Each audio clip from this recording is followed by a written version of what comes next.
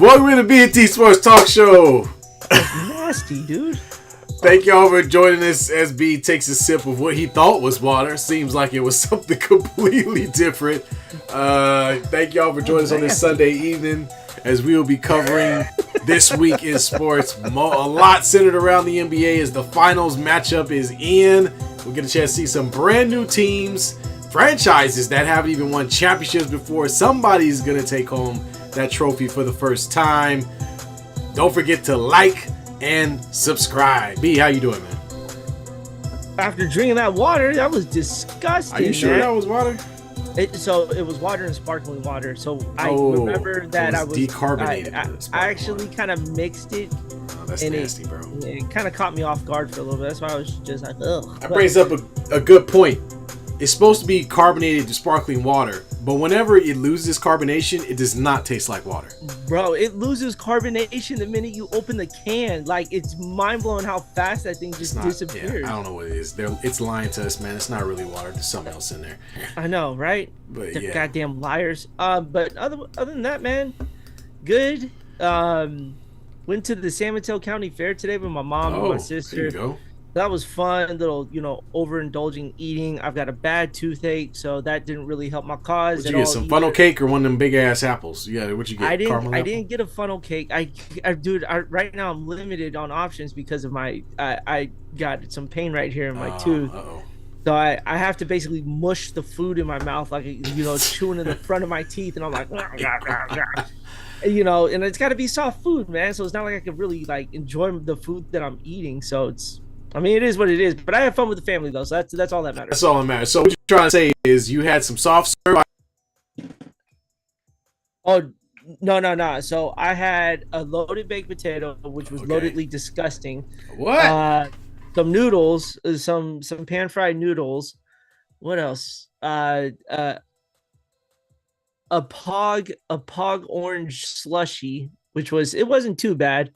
And then to top it off, a soft served ice cream with a cone dipped in chocolate. It was a mess the minute it was warmed up by the chocolate.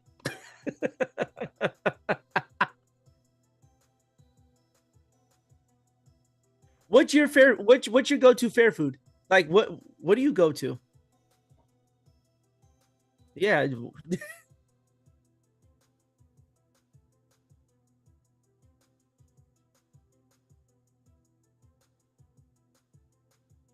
Yes.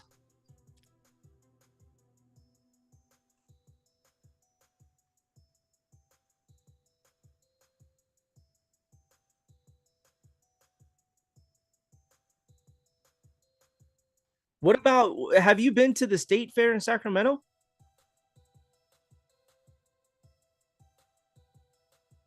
How's the food? Well, yeah, because they do it in the middle of the summer. That's ridiculous. So you are a corn dog funnel cake. What do you get on your funnel cake? Are you more like chocolate with?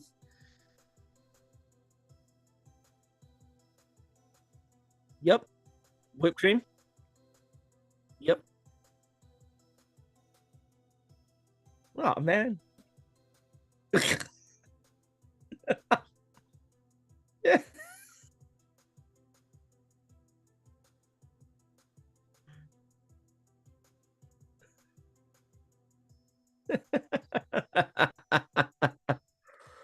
Oh, man, your camera went out on us, man.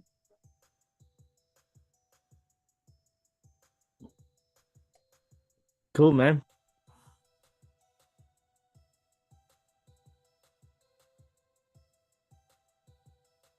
It's different.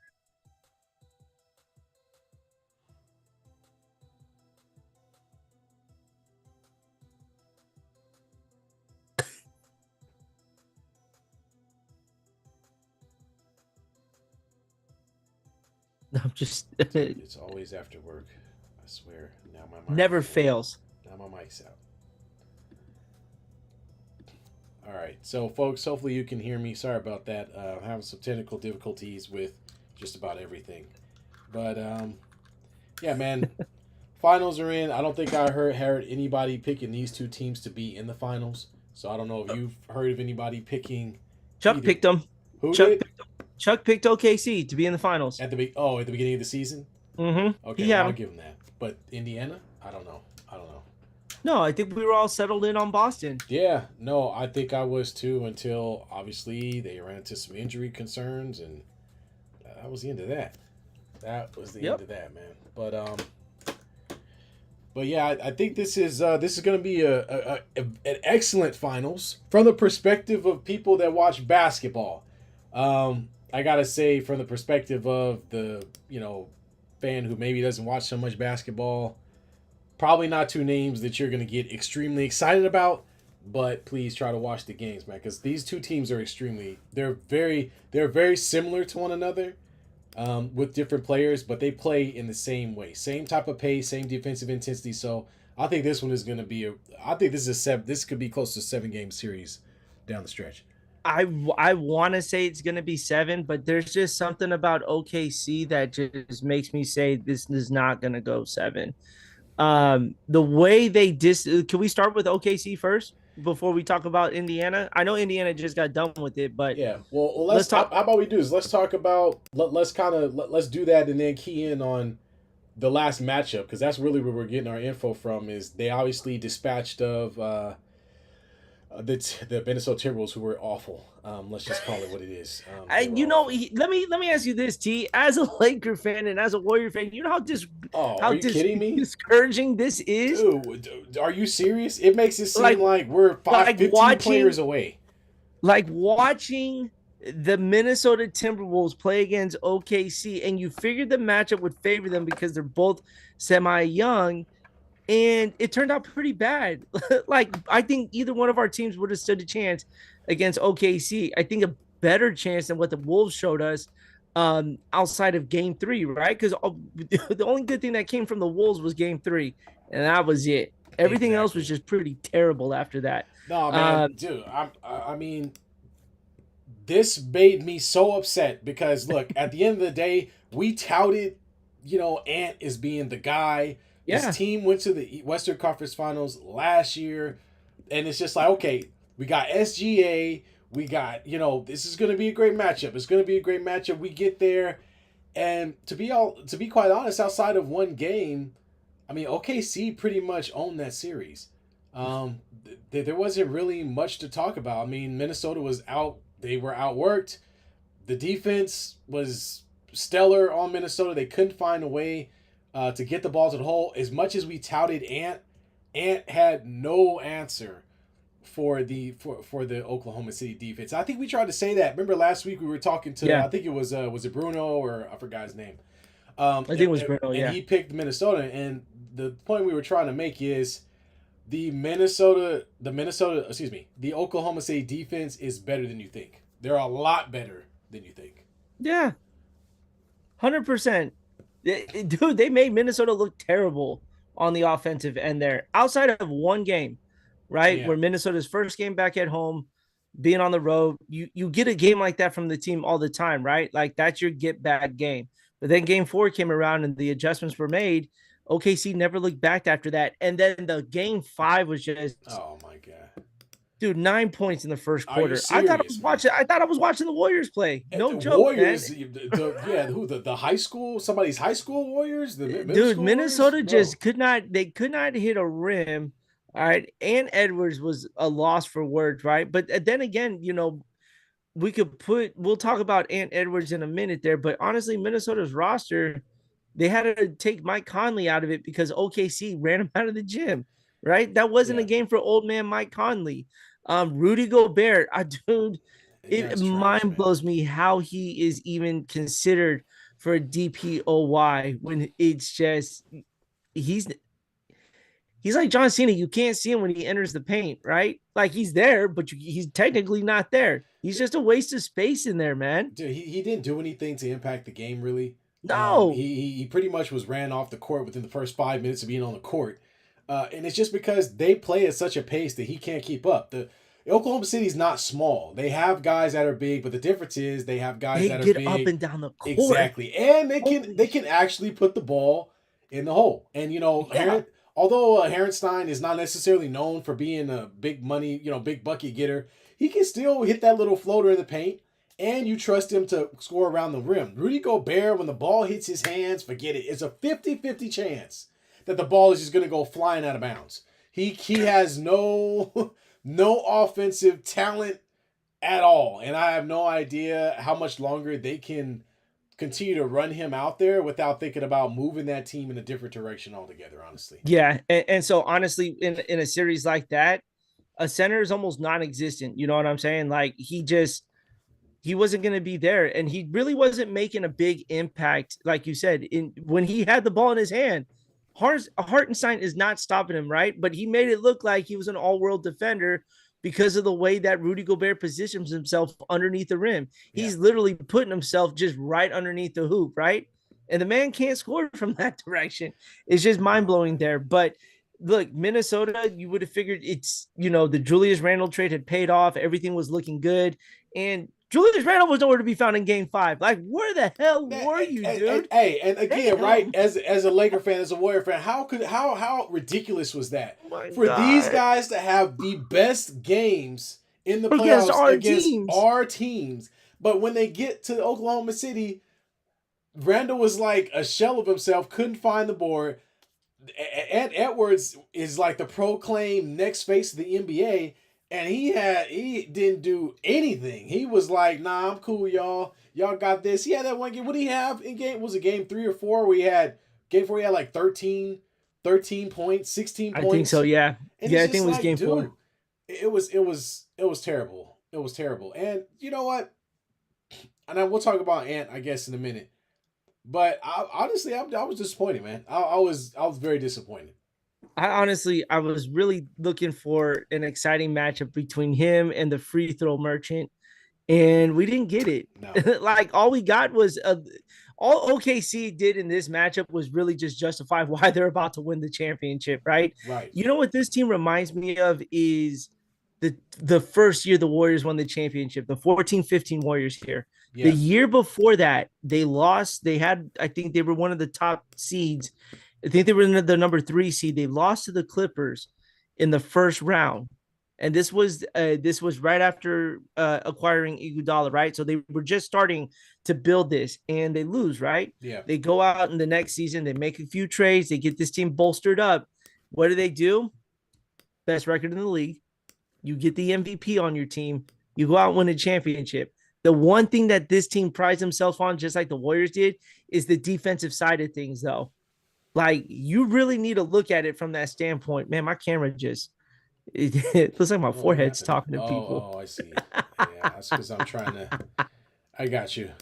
It's because I switched the camera and then I'm trying to look where you are, but then I can't change where you are because if I do, then it changes on there as well. So do the best I can. But yeah, man. Their defense is legit, though. Like, that's what people need to understand. You said it first. The size. Yeah. The size of OKC. So you've got that. Then you've got guys who can get up and down the court and put a ball in the bucket too at length. Was it Jason Williams? Jalen? Yep, for OKC. Dude, he was stealing the ball left and right. Yeah.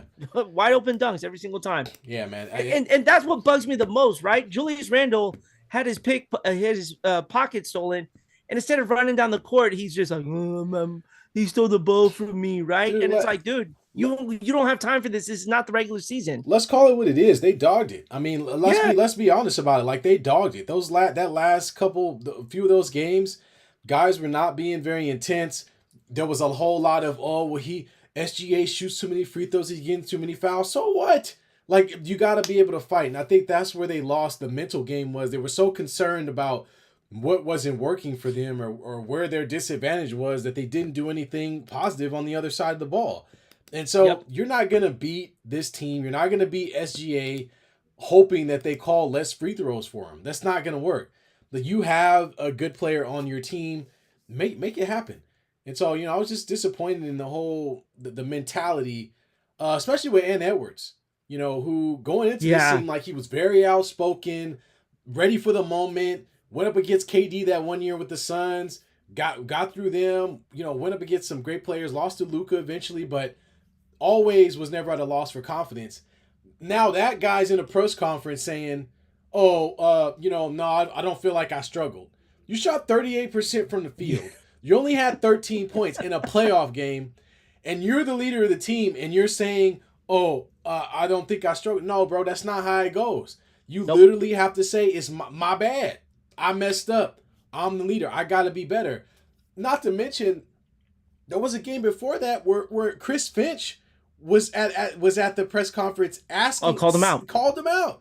So the question is going to be, how bad does this guy really want it? You know, people been trying to hoist him up on last year. He was the next Jordan. Remember that? But all of a sudden now his coach is asking him in the playoff series to play harder. And then when he has a bad game, he's trying to blame everything else, or, oh, it wasn't me. It was, well, I think I did good. What does that say to your teammates? That basically says, I did all right, but y'all, you know, I did what I was supposed to do, but the rest of us didn't. It's like, dude, the team, it's your team. Like, they go where you go. I think that what kind of irks me, you know what's going to happen is Chris Smith is going to lose his job for calling out Ant Edwards. Remember, the Kings? No, not the Kings. The Denver coach, Malone. Mike Malone, yeah. Mike Malone said these guys don't like running and found himself jobless a week later. But you know what cracks me up about that is they were supposedly mad at Malone because they were playing Russell Westbrook too much and because they weren't playing any defense. Those are the two things they did throughout the playoffs. Those are the two things they did to beat the Clippers. They played Russell Westbrook a lot. They played no defense. And they played a lot better defense. That's the only thing so Mike Malone was right. Maybe they didn't want to hear him say it, but he was right. So, you know. I'm sorry. Is the truth, is critical feedback just hard for some people to accept? I don't know. It is sometimes. Sometimes you need that jolt, and I guess that's what it did for them. Didn't get them far enough to win a championship, obviously, because that group. I mean, Aaron Gordon played the best he's ever played in his whole career. I don't think you're getting any better basketball from Aaron Gordon. That's as good as Aaron Gordon's going to get. He was like the man. But Jamal Murray, and we said it before, Jamal Murray has always been this very inconsistent, not quite all-star, injured most of the time type player. And if I'm the Nuggets, I'm sorry. You gotta go get you a solid 2. You got to call teams and see if you could get a solid 2, a good guard or forward that could put points on the board like regularly. So I think the Nuggets are going to blow. They're going to have to give up some players. They're going to have to give up some players for that. Porter Jr. is, I mean, he's not garbage, but he's not. Nope, he's coming to the Warriors. We're coming for everybody. We're coming for everybody in this offseason. Anyways, we're getting a little off track here. Let's get back to those conference finals there. The Klay Thompson bright replacement. Coming soon to a home near you. We need the Timo. We need the Timo replacement. We had the Nike version. We had the Amazon. Now we need the Temu right now. Okay? Buddy Hield is the Amazon version. Buddy Hield's part of that buy one get one free, less than 30% off of what you purchase. My man. He's part of that group. I've never, and I know we keep going on talking. I'm sorry, but I've never seen a player rise so high and fall so hard as Buddy Hield did in a season. Like, dang, man. He went from having a game 7 of his life to not being existent in the semifinals. Like, what the hell, man? Like, what is happening, man? Oh my gosh. Anyway, let's get back to Minnesota when we were talking, or excuse me, OKC. And one of the things I saw with Oklahoma City was just the relentless way that they defend and turn turnovers into points so quickly. Which this guy next to me knows all about that with the previous Warriors teams, who were one of the best teams at being able to do that. But OKC has trapped that lightning in the bottle, and dude, they don't just turn you over; they score points, and that's the big difference. You can get a steal, right? But the difference is when they get a steal, there's already a guy at the rim on the other side somehow because they play so damn fast, and it's a layup or a dunk, and it never fails. You saw it happen to Minnesota. Yeah. Especially at the in the last game where it was almost like the ball had butter on it or something. You know what I'm saying? It was like every time somebody holding the ball, oh God, and then you grabbed it, went the other way, got stripped from behind, grabbed it, went the other way, bad pass, layup, other way. Yep. So OKC is the best in the league, in my opinion, at turning turnovers into points, and they embarrassed Minnesota. Because, like you said, B, you pointed this out last week, Minnesota has to do something about their turnovers.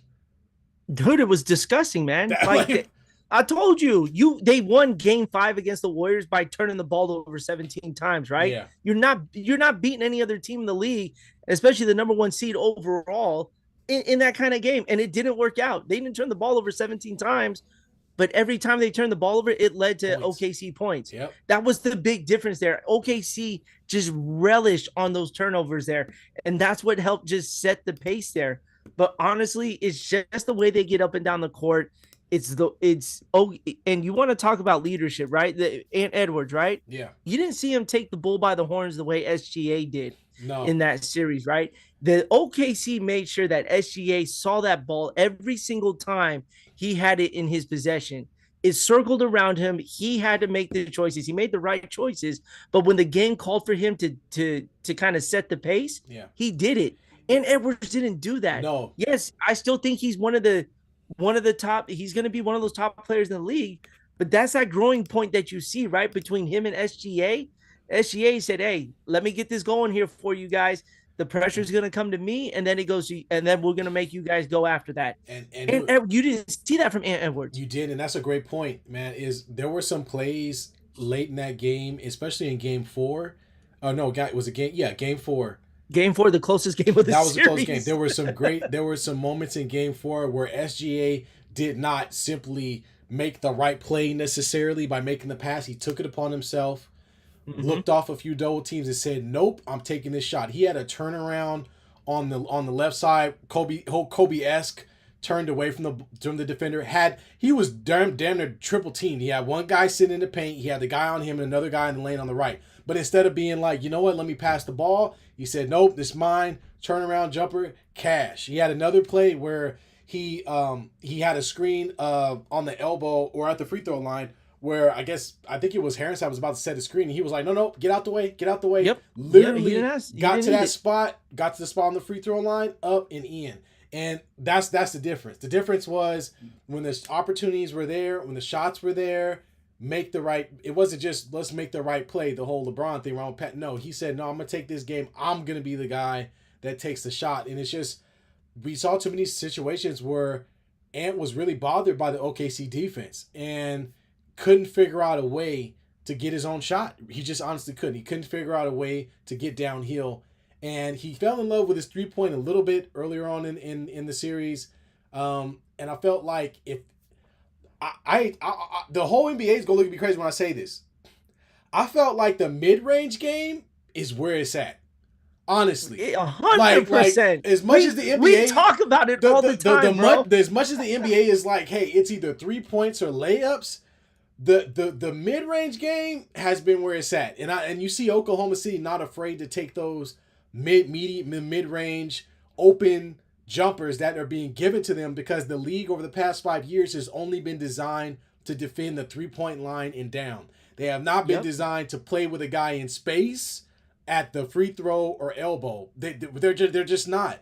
And so where our OGs used to live, when you talk about T-Mac or Kobe or any of these guys any old school player, honestly, now all of a sudden SGA comes in.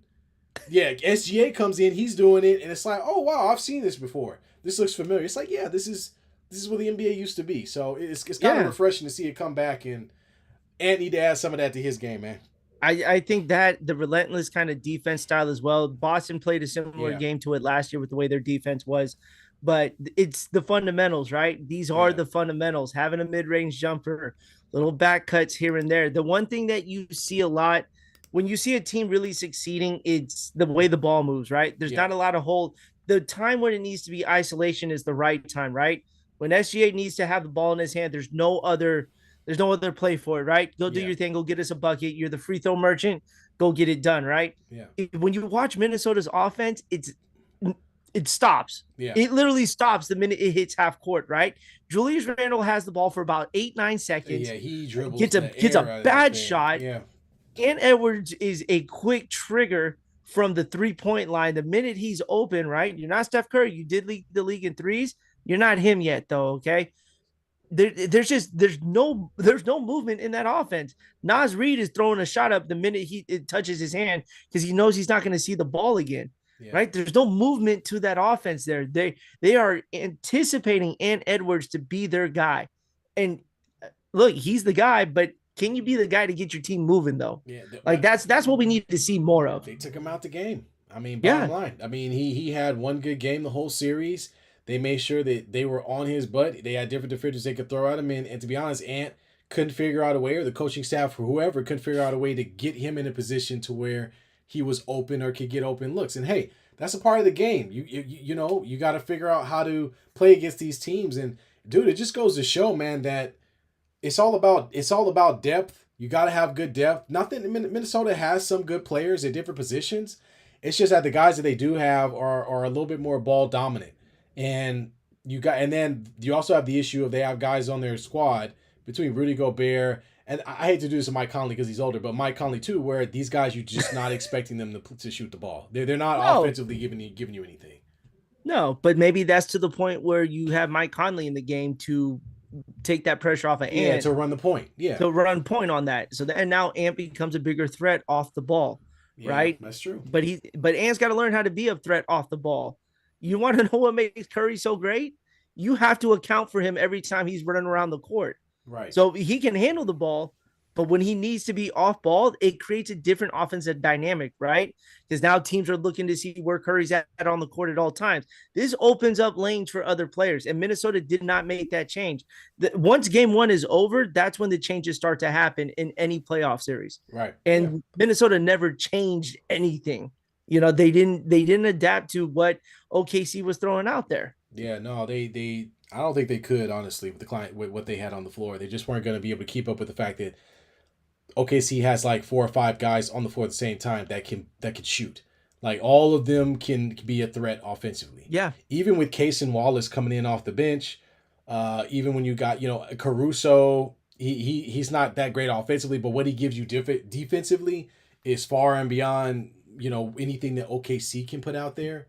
Yep. So I just think they were overmatched, and it's disappointing to say, but Minnesota and I mean I'm gonna say it right now. Ant need to go ahead and start. They need to petition to make that team better, or he need to start getting on. He need to get on a plane and go back to Atlanta and play with the Hawks. He need to pull the Giannis thing. Say I'm out. I mean, look, Ant Edwards is we. I don't want to see Ant Edwards leave the NBA without a ring. Like that's one guy I want to see have a ring on his hand. We'll see, man. It's gonna be you know tough what I'm saying? You got these other guys, man. Halliburton out here balling. We haven't even got to them yet, but you got all these younger players that are just they balling out of control. So, and it's just one of the few at this point. Instead of he's not A1 no more. He's one of the few. Yeah, he's not top dog no more. No. Like there's new sheriffs in town. Exactly. Literally new sheriffs in town. Well, let's talk about Indiana. it. Well, or did you want to? Yeah, let's talk about Indiana. Let's talk about the can Pacers. can we talk about Indiana doing full court press all series? Dude, I mean, about it, right? This team is relentless. Obviously, we talked about OKC and the pace they play with. The Pacers are no different. No, they play. I think they're more relentless on that. 100 degrees, 100%, 100 all the time. And that's just how they play. And I think that relentless play, like we saw with OKC, overwhelming Minnesota. We saw the same thing happen with the New York Knicks, who the Knicks traditionally are a pretty, gritty team. They play pretty good defense, but eventually they ran out of gas. And Indiana was like, yeah, no, we still got more in the tank. And that was the end of that, because I really thought New York had a chance to make this a really good series. I actually picked them to win in 7 games. But man, I'm telling you, it's like the motor on them dudes do not quit. That comeback game they had early in the series on game one was crazy. Game one was that ended the series. The choking incident in game was that game 2. That was game 1. That was game 1 still. Game one. Game 2 they come back, they do the same thing. They give it to them again 0-2, and at that point the series is over. Let's call it what it is. It was. It was 100% over. So, dude, kudos to the Pacers. How do you feel if you're a Sacramento Kings fan right now? I'm just as sick as anybody else as a Dallas Maverick fan right now. Or maybe the Clippers, who also traded SGA to OKC. I'm sick as hell right now. I'm Yeah, literally watching the yeah, guy that we let go of first is in the NBA Finals, right? yeah, And you have De'Aaron Fox, who's going to be partnering with Victor Wembanyama. That is going to be a great duo come this next season, right? yeah, man. I I'm sick mean, to my stomach right now, if dude. you draft the talent, you need to keep the talent. I think that's the rule, You man. got to ride it You out got to for a ride little it bit, out. I man. mean, Like, because yes, that's there are growing pains, but look at. I'm going to go back to OKC real quick, right? yeah. The Paul George effect was real. They they they got rid of Paul George in OKC. What did they get out of that? They get Oh, SGA dude, and hey, can I rewind it back for galore. you? I'm gonna, Go I'm ahead, gonna rewind rewind it it back back. for you real quick. Who did Paul George play for when he was traded to? Indiana. And now look at the teams in the finals. Go figure. Go figure. Get Paul Then George Paul off your George is going to team. get a ring from one of those organizations. No. Paul George was in Indiana for a long time, was traded to OKC, wants to go play with Kawhi Leonard, and now those two teams are in the finals while he is recovering from an injury again. And so that leads me to this next thing, right? Yeah. OKC gets those draft picks. Now it does take some skill to draft right, Yeah. but look at the seasons that they suffered under, right? Oh yeah. Back to back 20-win seasons, right? But they didn't give up on that team. Then here comes the winning, right? They get a Yeah. little bit of a taste of a 500 record. Then they become the third best team. Now they're the best team in the league, right? 60 what? I think they won 65 games this year. Yeah, I think 68. 68 in the regular season, yet no one talked about it, right? Because we were so fixated on the Boston Celtics. OKC won 68 games this year. Yeah, man. All right. So waiting pays off in the long run. Yeah. You just can't get rid of talent just because it's not working after a year or two.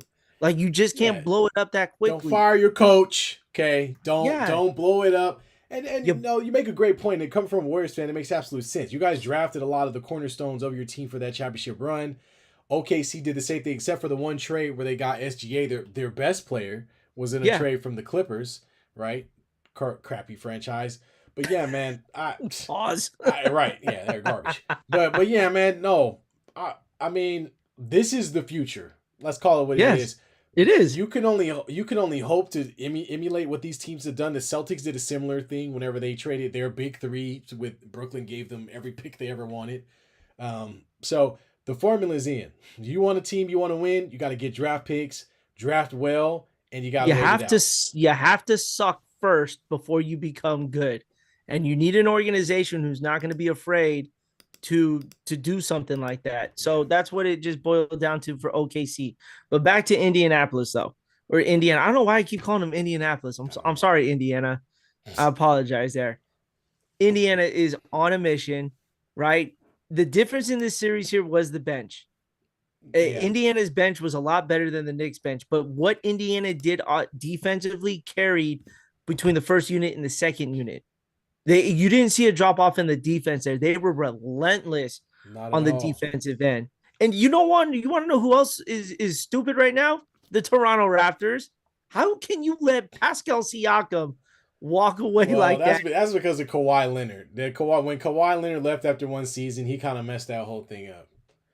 Regardless, though, again, imagine Pascal, RJ Barrett, Scotty Barnes, Fred Van Vliet was part of that team too. They had to lose him too. Again, you got to when you let go of that, you better be ready for the consequences there. But the way the defense from Indiana, though, full court, 90 feet, up and down the court. I can promise you this: in these finals, there's going to be no backcourt violations because both teams are going to be in both teams are going to be the half past half court line within 2 seconds. No, absolutely. And this team is very young, and that's Yep. helping them out too. You got these guys that could just get up and down the floor and do it for an entire game and an entire series. So Neesmith, Nimhard, I keep getting their names crossed Walker. up. Matherin. You had Thomas Bryant come off the bench in this last Look, game. that's and how you put know up some the game's threes over. and have an impact. It was Obi Toppin has been pretty consistent most of this series. The series against the Knicks, his former team, by the way. Yep. And then he did a great job of just doing the dirty work, man, getting the rebounds, hustling, playing defense, and I think that's what this team is built on. Let's not forget that Rick Carlisle is a NBA championship coach. Okay. Who do you win the championship with? Remind me again. I believe that was the Dallas Mavericks. Exactly. Yeah. The So man knows winning. yeah, so he won the Dallas Mavericks only championship in franchise history. So they've got a very good coach. They're being coached by one of the better coaches in the history of the NBA, Rick Carlisle, for sure. Yep. Um, these guys are so young; they don't even know the difference between what they're doing and not doing. All they're The doing is oldest guy. playing as hard as they can. Miles Turner, yeah, Well, oldest guy is Miles Turner, right. and he's been in the league for 10 years. That's not even a long time in this day and age. It isn't. It isn't. It isn't. Unreal, It man. isn't, man. Unreal. This team is primed to really hopefully make this final series good. Let's talk about the Knicks a little bit. Is this one of those situations where Tibbs ran this thing to the ground? Yes. Are you kidding me? Bro, man, guys look gas. Like Mitchell Robinson can't even be on the court for more than 5 minutes because he's looking for an air tank. Yeah. You know what I'm saying? Like he runs him. This is why, like, playing for Coach Tibbs means you better be on a bicycle almost every year Yeah. to make sure you have that endurance. Like, you cannot miss a beat because Tibbs will run a 6-man rotation, maybe 7 at most there, but he's gonna put his guys on the court, and it worked for a little bit, but the guys got gas because Indiana said, we're running fresh legs out there, but we're going to play up and down the court, and you're going to have to stop us at some point. Josh Hart looked tired. Yeah. Jalen Brunson looked gassed. You notice Jalen Brunson's shots at the end of each game were just like heavy leg shots. Yeah. Who else are we missing here? Karl Anthony Towns. Cat couldn't be on the court because he was exhausted too. Yeah, and if you look at their bench, you just didn't get anything from them because you had some guys on their bench that actually weren't too bad during the regular season. Miles McBride hasn't been bad. Landry Shamet. I don't know what happened to Precious. What's his name? Precious Achua. Yeah, remember him? Like he these are guys that had some influence in the regular season. They got minutes, and we got in the playoffs, and man, some of these guys didn't sniff minutes. So I think that was the biggest difference was Tibbs was leaning heavily on his starting 5. Almost, not quite as heavy as JJ Redick with the Lakers, but he was leaving heavy on his starting 5. He was. And he didn't really have the trust in those backups to put them out there. Now, I think that's, like you said, with the depth, that's the biggest difference. Pacers went 10 deep, man. They went 10 deep. And the different matchups that they threw out there was just problem for the Knicks left and right. But like I said, the biggest thing, though, and I think we're going to see this a lot, is the full court press. Like watching Indiana just do that. Look, it may not be successful, but it tires teams out. It puts you to have to to get past the half court line. There's no rest. Right. They've got 3 guys past the half court line. Right. So they may allow you, but they're going to put pressure on you. That carries over. It becomes heavy time and time again. Right. Because you use those 8 seconds to kind of get yourself reset. Indiana's not allowing that. So by the time you get into the half court, 3 of your guys already gassed because they're struggling to get past the half court line. Right. No, absolutely. And it's a long game, right? They were playing the marathon, not the sprint. Yep. They did a good job of doing that. They believed that they had enough that they could go 10, 11 deep, and that if they were playing against a team that went 6 deep, no matter how talented that top was, those legs were going to get heavy. And, man, they knocked that thing out the park, and I look forward to seeing them in the next series in the finals. So, now that we've gone to that point, this is the matchup. The flat Middle Earth. Farmers Finals, baby. Farmers Finals. Oklahoma City against Indiana. Indiana representing the entire state. They don't even. They just not even there ain't no other team in basketball. City, not just a city, a whole state. Predictions. What do we see happening here? I'm gonna start it off. Okay, I'm going with OKC. I'm picking OKC in 6. Here's why. I feel like these teams are eerily similar in the way that they play. The defensive intensity, they have that one star player that can help get a shot when they need it, but I just think SGA is a little better. I just think he's a little better than Halliburton. I like the size that OKC presents. I think Miles Turner is the biggest guy they have. After that, Thomas Bryant, although he played some of this game, he doesn't really usually get a lot of minutes at all. He only got minutes because the other dude got hurt. Yeah, Let's right. just let's call it as it Right, is right. too on So, that. so mainly it's Obi Toppin or somebody like that comes in afterwards. They're gonna play against a much bigger twosome with Herenstein and your Chet. boy and Chet Holmgren. So I think that's going to give them a little bit of an advantage on the boards and especially around the rim because those guys played pretty darn well in the last series. So I'm going with OKC. I think they have just a little bit more firepower, can play the same pace, can defend at the same level. So Indiana's not going to have the same advantage they had over the Knicks where they're just going to outrun them. They're not going to outrun OKC. Sorry, Bruce. Bruce, what's going on, man? We got you in here. He says SGA is overrated. I'm gonna keep going. He is the foul merchant. We've all established that. Like this man lives at the line. He said Chet is big size question mark. I am bigger than him. LOL. Chet is 7 feet tall. Yeah, but he's like $130. Yeah, well, who's he going up against? Obi Toppin? Obi Toppin going to do what? Does Obi Toppin have a post game? You know what? This may be a game for Miles Turner to at least kind of set a little bit of physicality inside the paint. He can. I don't know. I'm going. Look, I really want to say OKC. I really do. But the fact that there's a certain individual who's been called overrated all playoffs and is now in the NBA Finals and has taken his team there, I really don't want to mess with that. And so I'm going to take Halliburton and the not Minnesota. Jesus Christ, already. Indiana Pacers. I will take them in 6 as well.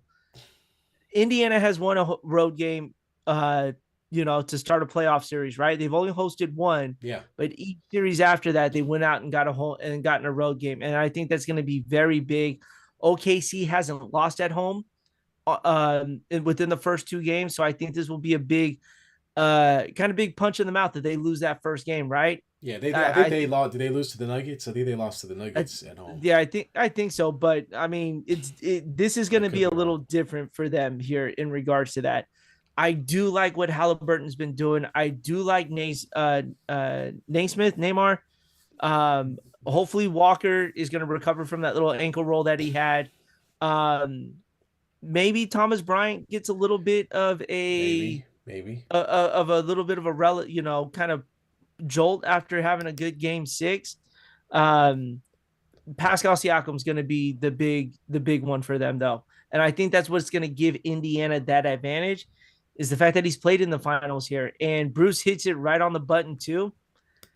Rick Carmichael's coached in the finals. So he's going to know exactly what the tempo is going to need and when to hit the emergency button, right? Because we've seen in these playoffs, first year, second year coaches who get in the playoffs, that panic button gets hit quicker than anything else. And it doesn't need to be pressed right away. Yeah. Teams are going to go on runs, right? So you allow the run to happen and then make the adjustment after. Yeah, well, I mean, here's what I'll say. I think OKC had the tougher entry in. I think the Knicks was a good matchup, but let's call a spade a spade. The Celtics only lost the series because they lost Jason Tatum. So I'm not, and I feel like OKC did have to go through the best team. They played in the better conference overall, the more competitive conference, and people could argue that, but let's keep it real. Giannis wasn't doing anything. Milwaukee wasn't doing anything. The bottom part of the East was absolute garbage in comparison to what was being presented in the West. So I think, even if I'm giving Carlisle a coaching advantage, I've got to give OKC an opponent advantage. They played against better teams to get to the finals. Yeah, but they didn't play against a team that ran just as much as they did. That's going to be the one thing. Yeah, but but neither did the Pacers play against Jokic. So I mean, you could put that either way. You know what I'm saying? So I mean, you're right. They didn't play against a team that ran as hard as them, but at the same time, if you're playing the same type of basketball as them, then you got to point out to me where's the area where they have the advantage. I mean, if they're going to be playing the same game and they're both getting up and down, well, no, they both are good defensively. I know, but if I had to give it a slight advantage to that, I'm giving it to OKC or not to OKC, the Pacers. I'm all over the map right now, dude. Jesus Christ, this pain in my tooth has got me all messed up. Jesus Christ. Yeah, well, hey, and like I said, I think it's going to be a close series. I think it's going to be a good series. I just, in my opinion, they've got home field advantage. They've been the best team all season. They played in the best conference. They played some of the best teams going into the playoffs and through the playoffs. They're battle tested. They went through a 7-game series against a really good team. And so I gotta be honest. I gotta be honest with you. I mean, I love Halliburton. But is he really gonna beat up Caruso?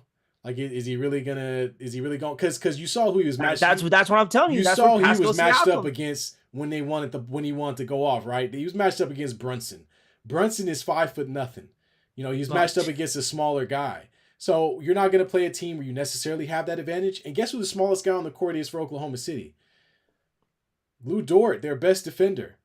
That's who you're gonna have to pick on, and that's the difference. Is you've got some of the best defenders in the game, top to bottom. I give a lot of credit to Nemhard and Neesmith, but we're actually talking about all defensive first team defensive players on OKC's roster. Hey man, this playoffs have been nothing but comebacks, right? Like we've seen a lot of teams come back. Who's the one team that's just been coming back left and right? It's Indiana. Yeah. OKC needs to make sure they're up 50 in the fourth quarter. Otherwise, they better be running. They better be fearful that Indiana comes back. That's where the experience comes in a little bit. You know what I'm saying? Like they didn't give up being down 20, being down 12 with 2 minutes left. Right? Yeah. They didn't fold in. They found a way to create turnovers in the backcourt, and I think that's what they're going to do against OKC. Is they're going to put that kind of pressure on them. They're gonna force the hand a little bit that OKC has not seen yet. Yeah. So this is gonna be a great matchup. Whether people like it or not, like as far as your standard NBA fan, you may not like it because it says Indiana and OKC, and you can't go up a hill in either of those cities. You got to look at the matchups. Your league MVP is in the NBA Finals. Yep. All right, enjoy this. This is about to get really good. Yeah, no, I think it's going to be great, man. Like I said, man, defensively, both these teams are very, very good. And like I said, I don't know, man. Just give the nod to OKC, man. Their defense has been stellar all season, and they've been pretty consistent. So as much as we gotta wait hella long now too. Yeah, until next Thursday. As much as OKC is going to have to play against Indiana's defense, Indiana is going to have to play against OKC's defense. So it goes both ways. And that's why I'm saying OKC has an issue because Big Cat's not out there. Okay. I don't know what you think Cat's defending, but it ain't. First of all, Big Cat, Karl-Anthony Towns is not a good defender. Okay. He's not. Neither is Jalen Brunson. Neither one of those guys can really defend. And the point is OKC has 5 guys that can defend. They have 5 guys. 5 guys. Like the Burger place. They got all 5 of them. So they're not just relying on a few people to do that for them. They got guys at every level who, so I don't want to play against Lou Dort because he's first team all defense. Okay, well, maybe I'll take SGA. He could stand up defensively as well. Well, maybe I'll pick on Jalen Williams. No, that's not going to work. Maybe I pick on Alex Caruso. He can defend too. So collectively, the Pacers are going to have to be pinpoint accurate with everything because the idea of them winning anything in any type of mistakes being made because the Knicks gave up a lot of, breakaways. They gave up a lot of back cuts. They got beat down the floor time and time again. That those points that they got against the Knicks, they're just not going to come against OKC. They're going to have to tighten it up, ratchet it up a little bit further. Just like you're saying OKC will. Yep. I can't wait. Yeah. Dude, OKC is -9.5. If I'm Indiana, I'm beyond pissed off right now. That is a disrespectful line. How is it disrespectful when one team won 68 and the other one was the 4th or 5th seed in the Eastern Conference? Bro, we're sitting here talking about the way both teams play defense. You kidding me? But for the line though. For the line, absolutely. Is you basing that line off of a record? Yeah, well, that's what they base it. They base it on home record. They base it on point differential. Like, all that stuff is considered whenever they make up these lines. They don't just go, oh, the last game they played was pretty good. Let me just, no, man. Here's your pick 'em dummies right now, right? I'm taking Indiana to cover the minus 9.5. Cover them. There you go. There you go. The totals is 230. 230.5 total between both teams. All right. I think that's accurate. It could be. Yeah, that's a lot of points. Well, 115, 115. That's not that many points. That's fine. Yeah, both teams like to get up and down the court ferociously. Yeah, very quickly. Yeah, that shouldn't be a problem. And then ticket prices, dude. You remember how OKC, UFC, ABC, Pacers in 6. Shout out to Bruce, keeping Shannon Sharp's legacy alive right now. As he disappears from existence. Oh man, find him on Club Shay Shay. Tickets aren't that bad. $441 for an NBA Finals ticket. That's because it's in Middle Earth, buddy. Middle Earth.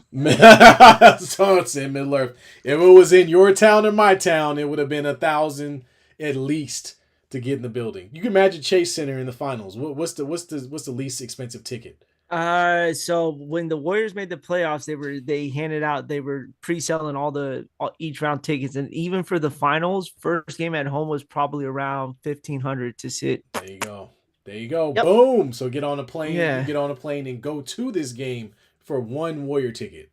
And your hotel too. Right. And your hotel. Right. Figure it all in there. And food. Basically, $1,500 for game 1 in OKC gets you a long way. You got that right, man. Yeah, man. I've actually been to the Pacers field house before in 2010. In 2010, I went out to watch the NCAA Final Four. And so the Heat were playing the Pacers that week. Fieldhouse is a beautiful arena, man. And the crazy part is you're on top of the court, even sitting in the lower level, like you're on top. So it's gonna make for a pretty good atmosphere in there. Not saying OKC's not gonna turn it up, but yo, man, we haven't seen. It's gonna be crazy, man. Indiana hasn't been in the finals in forever, man. OKC's never. Well, no, they won the finals when they lost to Miami with Durant. That seems a long time ago. It was a long time ago. It was a very long time ago. Was like 2013 or 14 or something. No, it wasn't 2013. That was 2012 or 11? 2011. 2011. Okay. Yeah. Yeah, man. That was the early KD, Russell Westbrook teams. But yeah, man, while we're talking about that, this brings me to another question I want to ask you, man. Look, SGA obviously has done a lot for this OKC as a whole, right? This is a newer franchise. Went from being the Seattle Supersonics to being a team in the middle of Oklahoma City. You know, not a lot of people checking for them. We'll just say it like that. But after what they've done, getting to the finals and with the opportunity to win the finals with the MVP on their roster, I know you're going to like this. Is GA the greatest Thunder player of all time? Right now. Right now. Is he the greatest? No. Who are you giving it to? Is still KD? It's still KD. All right. Look, OKC, be mad all you want about what he did and the choices that he made, all right? But for the 10 years that y'all had him, you chose not to win a championship with him, okay? They had a good squad, man. They had a good squad, right? They just couldn't beat Kobe early. They couldn't beat Kobe early. And then after that, they couldn't beat the Warriors. Or, excuse me, they couldn't beat LeBron. Then they couldn't beat the Warriors. What do we want them to do? They could beat the early Kobe Gasol teams up to 2010. Then they couldn't beat the three-headed monster of Dwayne Wade, LeBron James, and Chris Bosh. Then they couldn't beat your team, who just started playing a different brand of basketball altogether. What do you want them to do? And hey, man, you tweak, right? You make a small amount of adjustments. What are we gonna tweak to fix that? Y'all had no. I'm just saying though, right? Like everyone. You build you add one little piece, right? You're not saying blow everything up, but hey, man, we need one. We just need one small piece. So are you saying KD would have won a championship if he had remained on the Thunder? If OKC would have done some changes, I think so, 100%. They could have went to the finals if they hadn't have lost a 3-1 lead to your team. The very next season. You know what's funny? How no one talks about that, right? Yeah. Yet everyone talks about the Warriors blowing a 3-1 lead. Yeah, I don't care what round it was in, okay? They blew a 3-1 lead. OKC blew a 3-1 lead against the Warriors. The game was over until Klay Thompson went ballistic in the third quarter and all of a sudden they had life. But dude, if they had to run that back with a few small changes, I think they would have had a good chance of getting back. That's what I'm saying. But he said, "Hey, can I come play with you guys in Golden State?" Absolutely. Come on over, man. I'm sorry, that was whack, man. How you go have them down 3-1? Stop. You have Luka, okay? I don't want to get No. Wait, Luka ain't won anything. Okay, calm down. You're down 3-1 against the team. And then y'all blow the whole thing up. You blow it. And then after that, it's like, you know what? I'm gonna join the team that beat my team. What is that? Yeah. What is that? That's garbage, bro. I'm sorry. Hey man, KD, call what you wanted. Call as you saw it. I saw back-to-back titles. So of course you did. Yeah, because he went to your team. Of course you did. Great, awesome. But I'm just saying, optics was kind of weird. Then and now. I'm just saying. But anyway, I'm gonna say if SGA was a championship, he is the greatest OKC Thunder of all time. Kevin Durant, great player, Hall of Famer, but your championships aren't in OKC. He won them anywhere. They're not. This guy will be winning the first championship for this franchise. To me, that puts you above anybody else. Here's the thing, though. He's not homegrown like Kevin Durant was. All right, he was traded. Remember, he left. If just imagine if OKC doesn't make that trade with LA, right? If they don't make that trade with LA, they don't see him. Let's call it as it is. Yeah, but I mean, okay, so they grew him and then he left. They didn't even grow him. You're talking about Seattle Supersonics because that's where KD started. Is that what we're talking about? Well, yeah, that's where KD started with the Supersonics, became the Thunder, right? That's not his fault. The NBA said we don't want a team in Seattle no more. So let's send him to OKC. Yeah. Right? Yeah. SGA was homegrown. His first start in the league was with the Clippers. Yeah, yeah. Imagine if the trade doesn't happen. Are the Clippers I don't think he's the same player with the Clippers that he is in OKC. No, I don't think so either. But they got SGA early enough in his career where they definitely have a hand in his growth though. It's not like he was great with the Clippers and then they just traded him. You know, he ain't like KD going to the Warriors basically.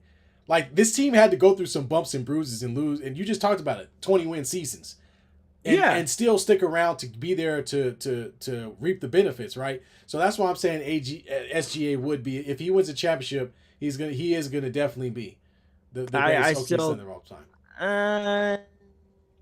Yeah, I mean that's what sports is about. It's about a debate, right? I just don't think it's gonna happen. Yeah, I mean, look, hey. So if Tyrese Halliburton wins his championship, does he pass Reggie Miller as the greatest pacer of all time? So the thing is, Reggie Miller played in multiple finals with that team. He played in 2. Yeah, well, that's multiple. No, one. I thought he played in 2. No, just the one against the Lakers. That was it. Yeah. Look. He was a pivotal point of their franchise. He didn't leave the franchise. He stayed there the whole time, and retired there. Bruce going on you right now about picking SGA. That's okay because Bruce picked the Timberwolves to win 5. He said SGA is more boring than broccoli and Brussels sprouts. He said. Remind me of a play of SGA. Reggie Miller played in 1 finals. Yeah, that's why we're having this discussion, guys. Let's not get too crazy, right? This is sports. We're just giving our opinions. Did I not give a wild take that Caitlin Clark was going to shoot 15%? I don't know where you came from with that one, man. I don't know where you came from with that one. But no, so again, we all, and this is why this is such a great finals, right? Because there's not one player on these teams that, as a star player, has their championship, right? So these teams are going to cement a legacy for their star player. One being Tyrese Halliburton and one being SGA. Yeah, absolutely. This is why the discussion is going to be had amongst the team individually, not as a player overall, right? Now, if SGA goes winning 4 championships, maybe 5 down the road, he gets into that conversation of kind of the all-time greats, right? That's why we had. I wouldn't call him an all-time great. I said the best Thunder. But what I'm saying is the way the conversation would develop, right? Yeah. If he wins 4 championships, I think then we start putting him in that episode. For me, it's simple. It's your franchise has never won a championship. So if you are the best player, you're the MVP and you win a championship for a franchise that's never won a championship, you're going to be immortalized. I know you're not trying to argue with me. Are you kidding me? Steph Curry is literally y'all's GOAT. No, that's what I'm trying to.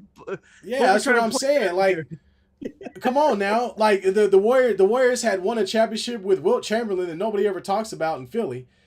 But after that, well, that's because it was in Philly. I wasn't around. That's what I'm saying. But I'm saying, once you win that first championship with that franchise, you're immortalized. That's just it. Yeah. Like, Reggie Miller's great. Yeah, we talk about Reggie Miller. But if in 3 years another player comes along or Halliburton wins a championship, they're going to be like, yeah, Reggie was nice, but we won our first title with Halliburton. Yeah.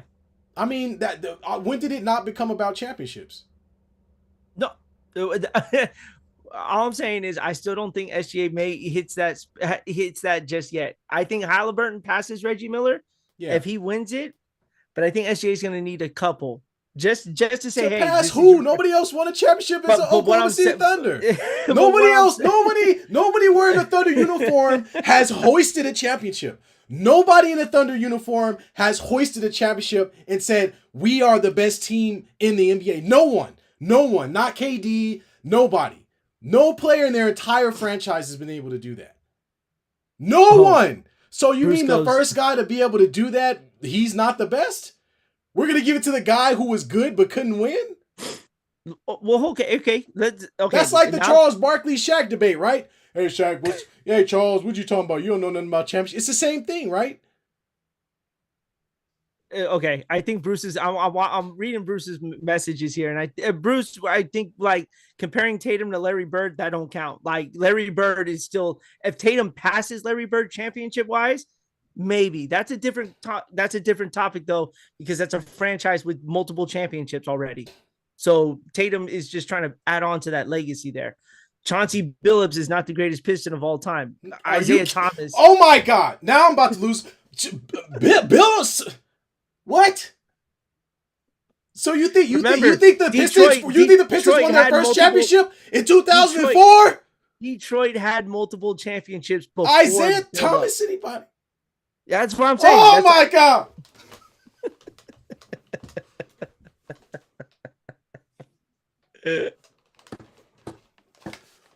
What? Oh man.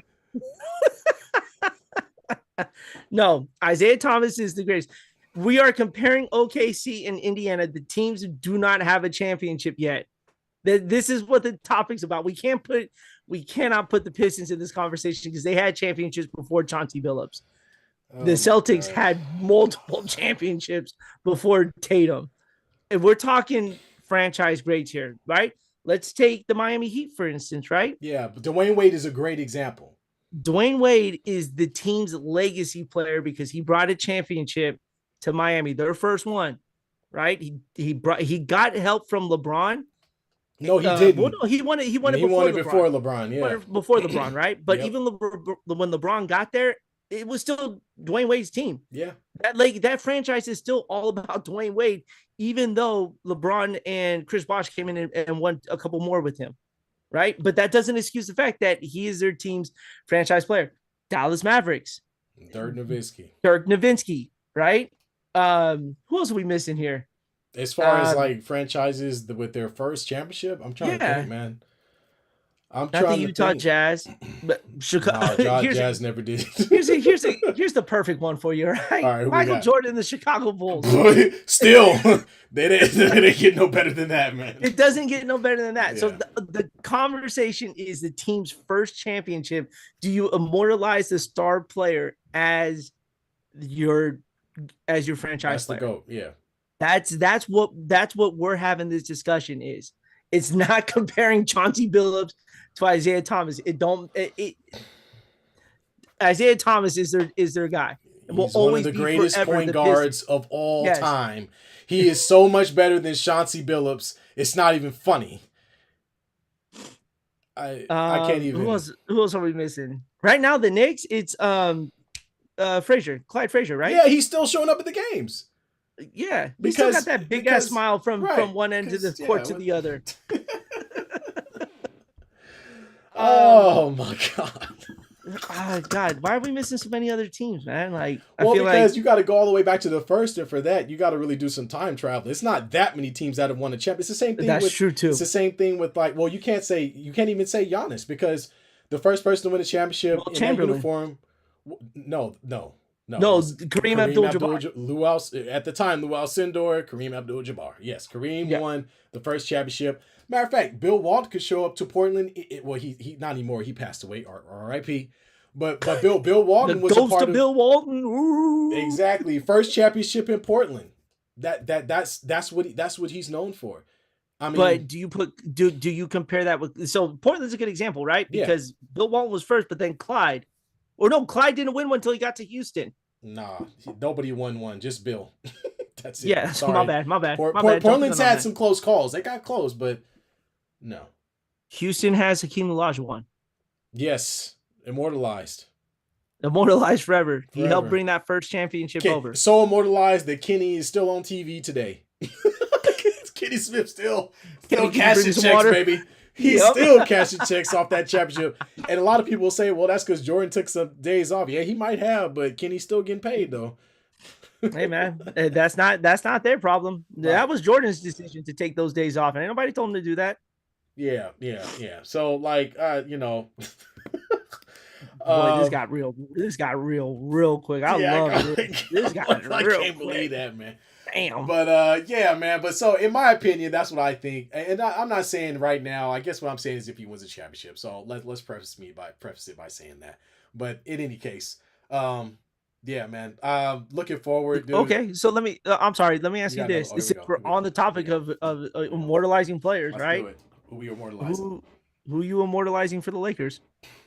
The Lakers? Yeah. Oh man, it's beautiful to be a Lakers fan. Oh, Because shit. I get to choose the era I grew up in, and then I get to choose the player that I actually greatest got to watch. I'm the greatest Laker of all time. One player. Who's the greatest Laker of all time? Yeah. For me, because I got to see them play. It's gonna be Kobe. Kobe 5 rings all day. Okay. Yeah, that's it. That's all I'm asking. But if you ask somebody older than me, they're gonna say Magic. What about Shaq? Shaq's not the Shaq's greatest not Laker in of that. all time. No. Not Okay. no. It's an opinion show. Yeah. He's not the greatest Laker of all time. No. He's probably one of the greatest centers of all time, unless he played for the Lakers, in which case there's Kareem Abdul-Jabbar, who has more championships. So sorry, Shaq. But man, I mean, there's too many guys on our squad. We can't pick and choose. You know what I'm saying? It's just pretty much a Hall of Fame roster every other decade. You know what I mean? We got somebody good. Oh man, that was a good one. Way to bring that up. That was a good one. Way to bring that up. Bruce, you're a Warrior fan. We've stolen great players over the last decade from other teams. We're just as guilty as Lakers are right now. Okay, we just stole Jimmy Butler from the Heat. Granted, he's old, but Yeah. he elevated this season. If it wasn't for Jimmy Butler, we wouldn't have seen the playoffs at all. So Yeah. let's and I'm willing to admit that we have stolen great players, but we've also homegrown Luka. some. So Yeah. Magic Johnson, obviously, and then we already talked about Kobe Bryant. You could talk about James Worthy. You could talk about other players that were with our team, were drafted and stayed there. No, not just one. No, he's talking about the Warriors. Talking about the Warriors. The Warriors. Oh, Yeah, calm down, T. Calm down. You Calm forgot down. about KD? KD, David West, Yeah. Sean Livingston. Yeah. Well, I'll give y'all KD and just say 2. Because those other players were kind of on the end of their, like they were on the end of their careers. That's like it's like Karl Malone coming to the Lakers. That doesn't count. It kind of still does, even though we won championships with those old farts. Okay, so I ain't trying to hear all that right now. Yeah. Now I'm gonna get moving pretty soon. Jesus. Oh man. Dude, we got through all this. We even talked about Zion Williams. His big ass is in trouble right now. You hear about him? Zion, for what? What do you do now?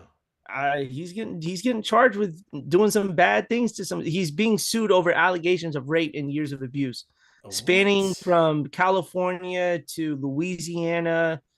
12-page civil complaint to Zion Williams. Oh, good luck for him. I mean, the Hamburglar is at it again. I mean, we've seen this before with the situation with the Mariah Mills thing, and the multiple girlfriends talking crap about him, saying about he was abusive online, and this is just another money. I mean, I'm not trying to say it's another money grab, but unless this is a criminal suit and it's just a civil suit, which I think it is, this is one of those things where somebody's going to get paid. And that's pretty much what Bruce Zion needs a vasectomy. Why, he had another kid? No, he's just saying what he needs is a diet, fat boy. Yeah. Oh, okay. Good God, man. One of the biggest wastes of NBA talent on this court right now is Zion Williams. My Lord. Yeah, who knew that him blowing his foot through a Nike shoe was symbolic of his career? He needs the Lord and a urologist. I don't know what's going on down there with other people, but I think he's okay in that department. He just needs to stop. He just needs to keep it in his pants for a little bit. I think is the problem. Yeah. Oh my God. He needs to keep it in. He needs to calm down. But you know what? Why even do this to Zion at this point? Isn't he already had enough dirt thrown on him? The guy can barely play for 20 games. We pretty much forgotten about him. We all are signaling for him to be a bust at this point. The next team he plays on, who cares? He reminds me of you remember Andrew Bynum? Remember we had Andrew Bynum? Yeah. Great player, won championships with Kobe and all that. Okay, no. He as Shaq or Chuck would say, he rode on Kobe's coattail to those championships. That's fine because that's all Zion would have been able to do either. Yes. So my point is the guy spent most of his time being injured. When he played, was healthy, was really good. Went on to another team, never saw him again. Just completely fell off the face of the earth. I think that's what's going to happen with Zion, man. I think that he's going to get traded next year or this offseason, and we're just going to forget about it. Are you? Why? Now you want Zion? Dude, I'm telling you, the Warriors are going to be ultra aggressive this year. We're doing something out of pocket. He's not going to be on the floor though. He's going to get injured. Are you kidding me? Yeah, he's not going to be on the floor. Draymond, that'd be a good fight between him and Draymond. Yeah, he could punch Zion as much as he wants. Nothing's gonna happen. It's just he's gonna that big ass belly of his is just gonna absorb it. Yeah, he's just an overall big human being. Like he's not normal. I mean, a guy that big jumping from the free throw line or however he be jumping with a 42-inch vertical or whatever it is. Come on. That vertical is based off of burgers. Yeah, okay. Well, then I need to start eating more burgers then because man, because you gonna look like Zion, man. I can't have you doing that. I can't get off the ground. Like that. Here's a quick paragraph to this before we go. The lawsuit accuses Williamson of threatening to kill the woman and her family members multiple times. The woman is seeking monetary damages, including punitive damages for emotional distress. A source told ESPN the woman is seeking anywhere from $18 to $50 million from this man. I mean, I'm not trying to be rude. Sounds like a cash grab. I mean, when you ask for that kind of money, who knows what's going to happen? But we have to wait and see and play it out. All right, let's see where this goes. We can't make any decisions or any allegations just yet. But isn't it weird that there's a bunch of women that are just getting beat up by the same guy, but at the end, nobody ever puts him in jail. All he ends, he just. I mean, Trevor Bauer was the same thing. Trevor Bauer he got lied on. though. What happened? Yeah, he got the lady. The lady was lying about it. Yeah, at the end. Yeah. So we have to wait to find out. We got to wait to find out. Absolutely. But for now, boy in trouble. Yeah, we'll see. She'll get paid, and then we'll forget about it. That's what's gonna happen. I can't wait to find out. I mean, this is in the middle of the Diddy case. Nobody cares about what Zion's doing. Let's just be honest. That's true too. I mean, it's like that. There's just not enough publicity out there for us to care about a player that barely plays basketball, what he's doing off court. We don't care. If P. Diddy trial is literally on YouTube every day, there's a coverage recap on it, and here comes Zion. It's like, no, I don't really care about Zion's problems. Go ahead and pay the girl off or whatever you're going to do, and then we'll move on to the next thing. Not saying that it's right. Yeah, but that's not what we're saying, folks. But it's probably what's going to end up happening. Yes. Hey, real quick before we leave, I do want to give out a shout out to our guy Kane. His small business, amazing-bracelets.site. I showed you guys the bracelets a few episodes ago. I'll put the link in the bio here for us to purchase these here. And he also graduated. It's graduation season for a lot of people. That's right. So congratulations to Kane. Just found out that we are considering going from the kindergarten to the first gate of graduation. So I wish I would have known that. I would have taken kindergarten a little more seriously. Congrats, Kane. Good job, man. Good job. But Kane, congratulations to you, brother. Congrats to you. And yeah, we'll make sure we get your bracelet We shout got out to for make you. sure we start the show with stuff like that and not put it after talking about that Zion thing. But that's okay. We'll fix that next. Well, you know what? That's what Cap Cut's for. Okay, we'll just move it over Oh man. Oh man. You got anything else, man? I think that's all I got. That's it. That's it on my end, man. I just can't wait for the dentist to open up. I've only sent him like 80 messages going, my tooth, my tooth. Yeah, man. Just pop up in there and be like, look, man, I paid my insurance. Help me out. No, actually, this is my fault. I've only been dealing with the chipped tooth for like 4 years, and I'm now finally like feeling the pain of it. So bad. Yeah, that's on me. That tooth's gone. It's a goner. It's 100%. Are you kidding me? It's I'm about to gum the hell out of my food in the back of my mouth. Well, at least it's just one and not a row. You know what I mean? You got the rest of your teeth working for you. Oh, all right. Well, apparently B has a bad tooth like the Minnesota Timberwolves. Only had one player to work that they thought was going to help them win games and turned out to be a chip tooth. Too bad. So sad. Maybe next year, Timberwolves. All right. Well, all right. Chauncey Billups, the greatest Detroit Piston of all time. Don't bring that. Please don't bring that up. I almost lost my mind. That's the point, dude. Oh God, that almost did it. I almost walked away. That almost escalated quickly, like that Ron Burgundy. Oh! Bruce, we appreciate you, man. Oh, we really appreciate you, Bruce, man. We really do for being man. in the chat. You've been keeping us going. We appreciate you being in there, but that one got me, man. Thank y'all for joining us. Go ahead and hit the like button, hit the subscribe button. You can feel free to chat after the videos. We appreciate it. We'll continue to post videos as the finals come up, man. We got to get juiced up for the finals, so I'm gonna try to put some videos out just to kind of get folks excited about finals. I like putting out stuff, classic videos from previous NBA finals plays. Let me know if y'all like that kind of stuff.